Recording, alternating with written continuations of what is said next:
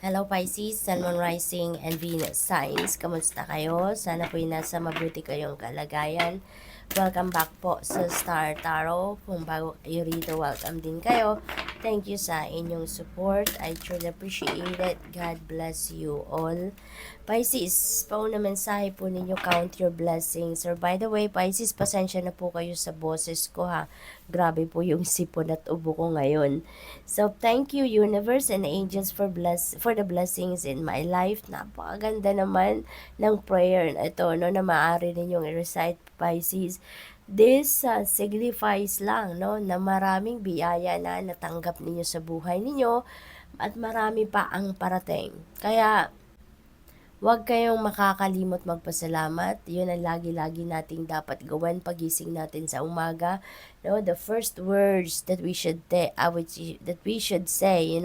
pagising natin is thank you. 'Di ba? Because we are given that gift of life, no? Every day, pagdilat ng mata natin. Thank you, Lord, 'di ba? For this blessing na tayo'y buhay pa, tayo'y humihinga pa, 'di ba? And there are a lot of blessings, no, na pinapadala sa atin. You are protected by Archangel Michael, Pisces. Kaya huwag kayong mag-alala. You have nothing to worry about. You have nothing to fear. Archangel Michael is protecting you, surrounding you with his protective light, no, para protektahan ka from all kinds of negativity, para uh, keep you safe, no, sa araw-araw. Transformation, Archangel Zadkiel is here. Sabi dito, thank you Zadkiel for supporting me to transform my past challenges.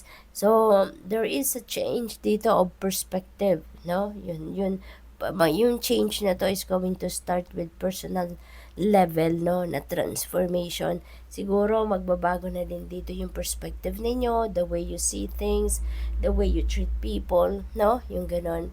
What else? We have study and learning. Yan. So, you are up for, expanding your knowledge, expanding your studies.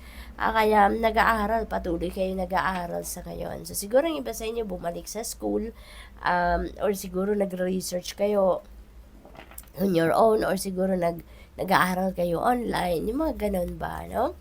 What else? We have balance. Ayan, sabi dito, thank you angels for bringing my life into balance. Ayan, so parang, may balance siguro sa buhay ninyo, Pisces, no? Kaya, inimbitahan kayo dito na ibalik ninyo yung balance sa buhay ninyo.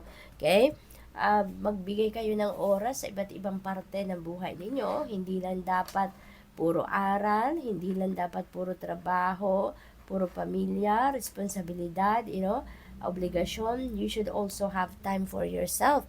You should also have time to unwind, to socialize, mga ganun, para balanse lang ang buhay, no? Maayos lang ang takbo, kumbaga, ng buhay ninyo. So we have honor your feelings. Archangel Haniel. Thank you, Haniel, for supporting me as I honor my emotions. Ayan, so napakaganda rin na reminder ito para sa iyo, Pisces, na honor your feelings. Kasi sa inyo yan, nararamdaman ninyo yan, ano? So honor your emotions.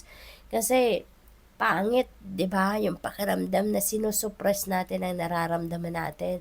Sinosuppress natin yung saya, kasi baka pinagbabawal ng kung sino man. Bawal maging masaya, bawal tumawa, bawal ngumiti. 'Di ba? May mga ganong sitwasyon Kaya, hayaan nyo, gawan ninyo ng paraan na you'll be able to honor your emotions, honor your feelings. Kasi, feelings ninyo yan. Hindi yan feelings ng iba, sa inyo yan. Kaya kayo lang ang may karapatan dyan, no? I-express ninyo.